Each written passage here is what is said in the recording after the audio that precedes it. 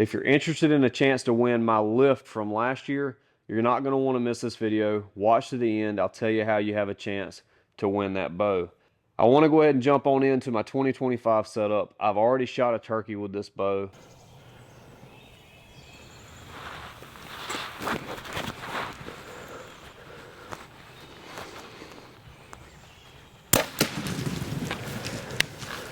I smoked him. By far my biggest spurred bird. I don't know, I just ain't ever had good luck with big spurs, but this one's got them. Smoked him, put a really good shot on him. I shot the video originally building this bow several months ago. It's been about 3 months now, but I've changed enough things on here where I wanted to dive into how I currently have this bow set up. So, Hoyt Alpha AX2 29 in 75 pounds, 27-inch draw. The way this bow is currently set up, shooting these Easton 5.0 300 spine arrows, these arrows weigh 435 grains. I'm shooting them at roughly 290 feet per second. So I've got this bow set on pretty much exactly what I shoot for every year in a hunting setup, roughly that 280 to 290 feet per second. On the bow, you'll notice that I'm shooting a set of white strings and cables. These are gas strings and cables. I changed these the very night that I set this bow up, and it's been about 3 months now, and these things are holding up great. It's staying in tune. They have not stretched. And I've been super impressed with these strings and cables. Now, with that being said, on the string, I am shooting a standard 3/16 peep sight. I went away from a kisser button this year, and I've actually went back to a thumb release. When I originally set this bow up, I set it up with a kisser button, and I was running an index finger release. I have then changed that, and that's really changed my groups. So I'm going to try not running a kisser button this year as of right now. As far as the rest goes, I am shooting the original Integrate MX from QAD, because when I set this bow up, my MX2 Integrate was on my Mathews. So, and once I got this bow set up, it was shooting so good that I didn't want to change my rest and go through all that, or I would have swapped them. But it's shooting so good, I'm just leaving it the way it is.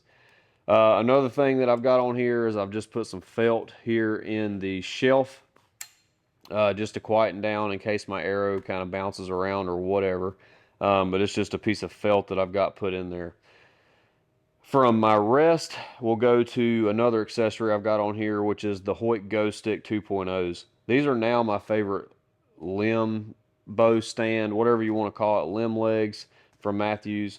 I shot the limb legs last year, and since shooting the limb legs for a year and now shooting these Go Sticks for about 3 months, I do think that I favor the Go Sticks. I think I like them better, just for the ease of leaving them attached and just being able to fold the legs forward or back, however you want to do it, being able to adjust that angle. I do think I like those the best so far. All right, so from there, let's talk about the stabilizer setup. This is something that I've changed a few times since I put this bow together. I think originally I started out just shooting the shorty stabilizer, and then I tried a 6-inch bee stinger bar.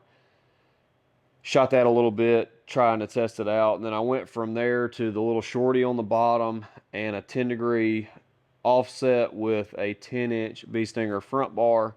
Shot that for a while, and I thought that was the way I was going to go.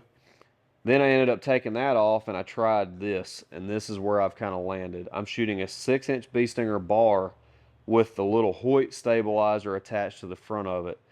I don't know what it is, but as soon as I attached that setup, this bow started shooting lights out. It holds phenomenal, and my groups are dialed with this thing.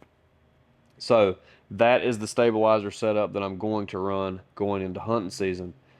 I already talked about the arrows. I'm running the Easton 5.0s. Quiver wise, I'm running the 4-arrow super light from Hoyt.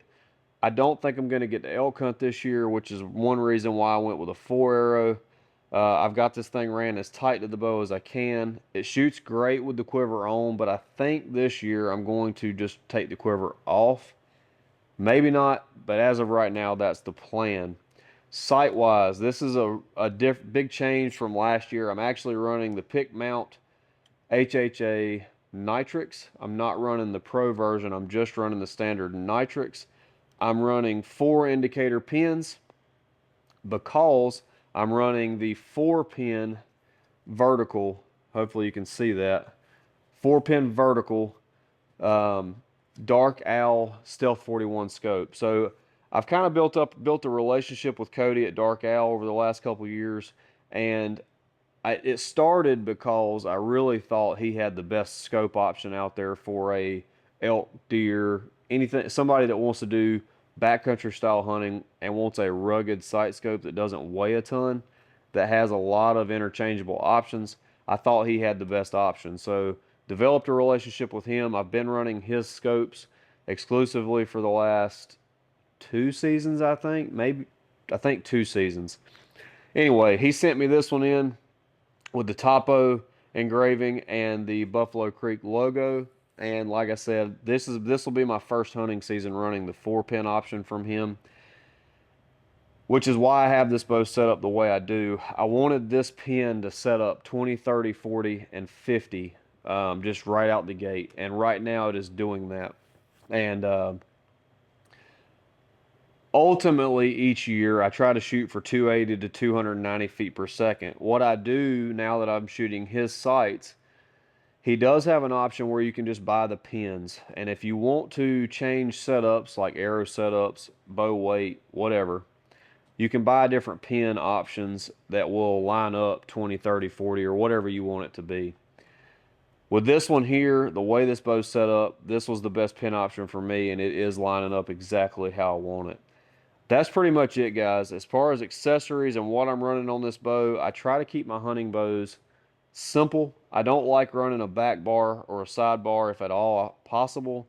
I was finally able to get this bow set up and stabilized the way I want it to be. All right, so set up the way it is right now. This bow is 6.6 pounds. If you are somebody that's going to shoot with your quiver off, take the quiver off, zero it out. Without the quiver, I am looking at 5.8 pounds. So you have a 5.8 pound, fully set up hunting bow. That's with the limb legs on. This bow is this is how I'm planning on shooting this bow from the tree stand this fall. Like I said, I've already killed a turkey with it. It did great. I love the draw cycle on this bow. The back wall's great. It holds well. And another thing I think I forgot to talk about. I'm shooting this bow in the 85% let off, but when I tested that, it's really close to 80%. The way this bow is set up, it's like 81% let off right now, the way this bow is set up, and that's what held the best for me. I tried going to the 80% stop setting, and I went back to 85, which, like I said, was roughly 81. All right, so are you interested in winning my bow from last year? This is my lift 29.5 from last year. I told you if you watched the end of this video, I'd tell you how to win that bow.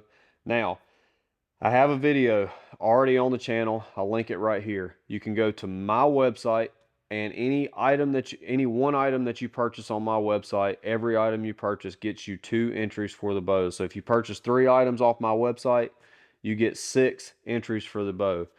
If you go to Grafton's website, which you can go get this hat off their website, if you go to their website, they have all their archery products that they can sell online is on their website.